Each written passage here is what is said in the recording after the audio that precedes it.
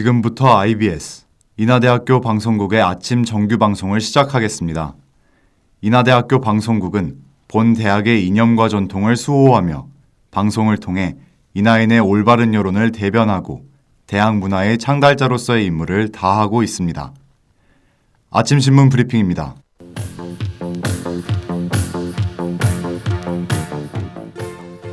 어제자 한겨레 정치면 기사입니다. 헌법재판소가 검찰 수사권을 박탈하는 법안의 효력을 인정하자 이에 대한 여야의 정치적인 공방이 재개됐습니다. 더불어민주당은 검찰 수사권 복구 시행령 폐지와 한동훈 법무부 장관의 사과를 촉구했습니다. 그러나 한 장관은 민주당의 위법 행위에 대한 사과가 우선이고 관련 시행령 폐지 가능성을 일축하며 대립각을 세웠습니다.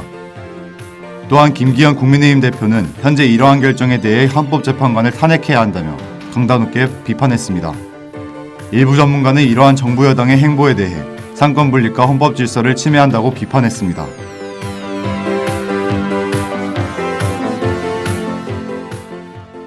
어제자 중앙일보 세계면 기사입니다. 이스라엘에서 베냐민 네타냐후 정부에 대한 불만으로 이스라엘 전 지역에서 시민들의 총궐기가 일어났습니다. 이스라엘 정부는 의회와 사법의 개입을 가능하게 하는 법안을 발의해 사실상 사법부 무력화를 시도하고 있었습니다.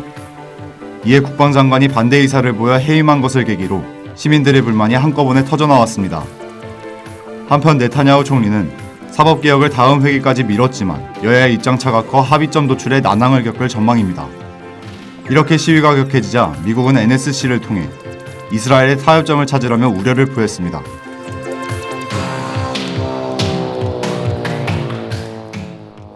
어제자 한국일보 사회면 기사입니다. 국가보안시설 최고 등급인 제주국제공항에서 정체불명의 드론이 추락한 채 발견됐습니다. 드론은 제주공항 상공을 비행하다 추락한 것으로 추정되며 공항 측은 발견 전까지 이를 인지하지 못했습니다. 드론이 발견된 통제구역에선 항공청과 관제 협의를 진행한 후 비행해야 하지만 소유주는 협의를 받지 않은 것으로 밝혀졌습니다. 이에 제주항공청은 지난 24일 경찰에 수사를 의뢰했습니다. 한편 이 드론은 일반적인 소형 드론으로 테러 의도 등은 전혀 없는 것으로 확인됐습니다. 지금까지 아침신문 브리핑의 김재욱이었습니다.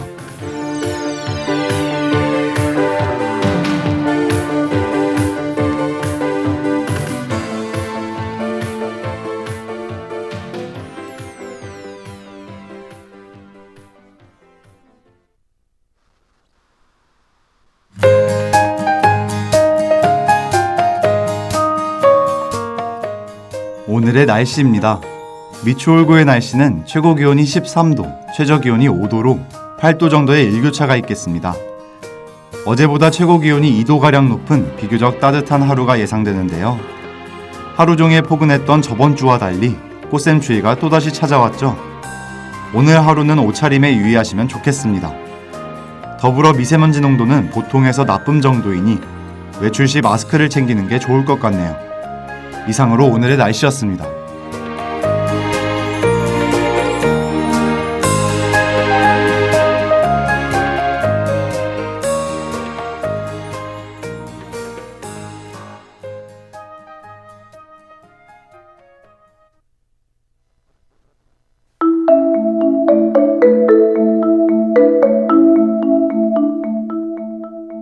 인류의 끊이지 않는 관심사, 알면 알수록 신비로운 존재 우주.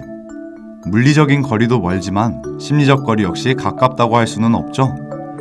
그런 여러분을 위해 일상에서 찾아볼 수 있는 우주 이야기를 들려드릴게요.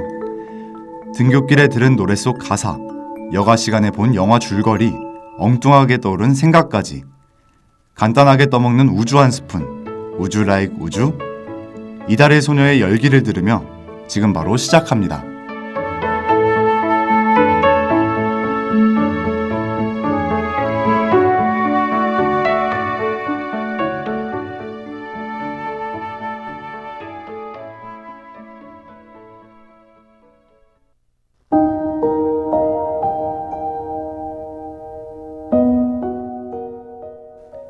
아무 소리도 들리지 않는 적막한 우주.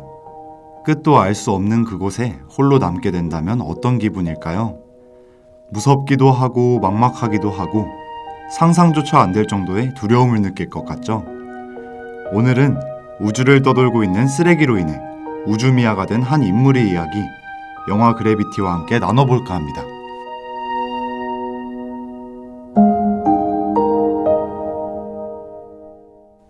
우주조종사인 주인공 라이언 스톤.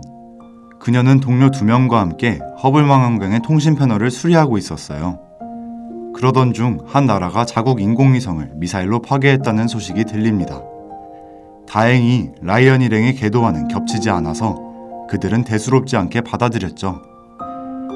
하지만 파괴된 위성의 잔해가 다른 위성들도 부셔버렸고 그 잔해의 폭풍이 같은 궤도를 휘젓기 시작하는데요. 라이언은 우주왕복선으로 복귀하려고 시도하지만 이미 주변 일대는 초토화가 됐습니다. 결국 주인공 일행은 갈 곳을 잃은 우주미아가 되어버렸죠. 지구로 돌아가기 위해 고군분투하지만 계속되는 좌절에 지쳐가는 라이언. 과연 그녀는 무사히 지구의 땅을 밟을 수 있을까요?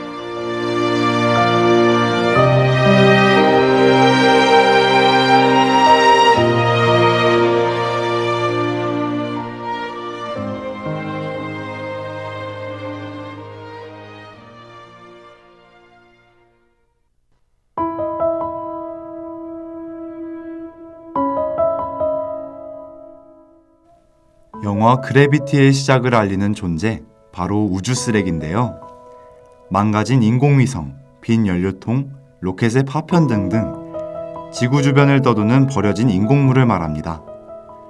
발사되는 인공위성의 수가 급증하고 있고 그중 대다수가 수명을 다해도 회수하지 못하기 때문에 생기는 것이죠. 이렇게 발생한 우주 쓰레기는 약 1억 개 이상 존재하는데요. 무려 총알보다 10배 빠른 속도로 지구 주위를 돌고 있습니다. 그만큼 위성시설과 우주인에겐 큰 위협이 될 수 있죠. 심지어는 지상에 떨어지는 사고도 드물게 벌어진답니다.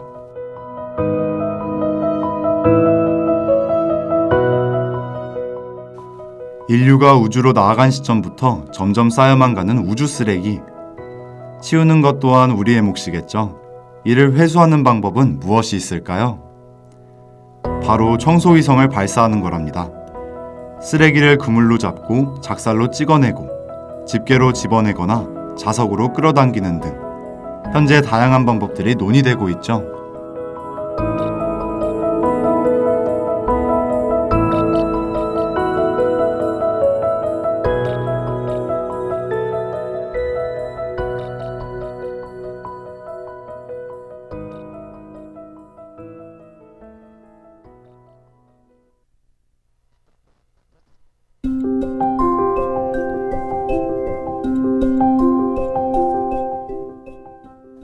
환경오염에 대한 경각심이 높아지는 요즘, 우주 공간에 생기는 또 다른 오염에도 관심을 가질 필요가 있어 보이는데요. 오늘 함께 살펴본 영화 그래비티의 줄거리처럼 여러 잔해물들로 비롯된 피해를 줄여야 하니까요.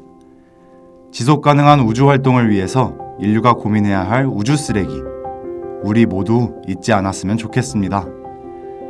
그럼 오늘의 이야기는 태연의 그래비티를 들으며 마무리할게요. 무한한 우주를 넘어 끝에 도달하는 그날까지, 다음 주에도 더 맛있는 우주 한 스푼 어떠세요?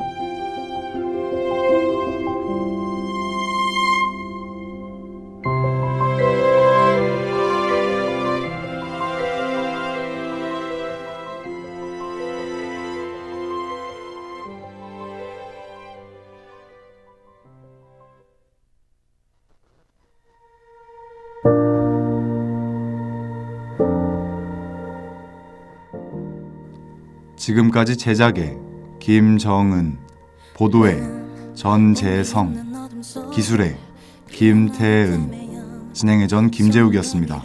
고맙습니다. 돌아오는 공허함, 반복된 상처에 굳게 또 맘을 잠그고 나 홀로 견디고 그 순간. 지금까지 여러분께서는 IBS 인하대학교 방송국의 아침 정규 방송을 들으셨습니다. 다음 정규 방송 시간까지 안녕히 계십시오.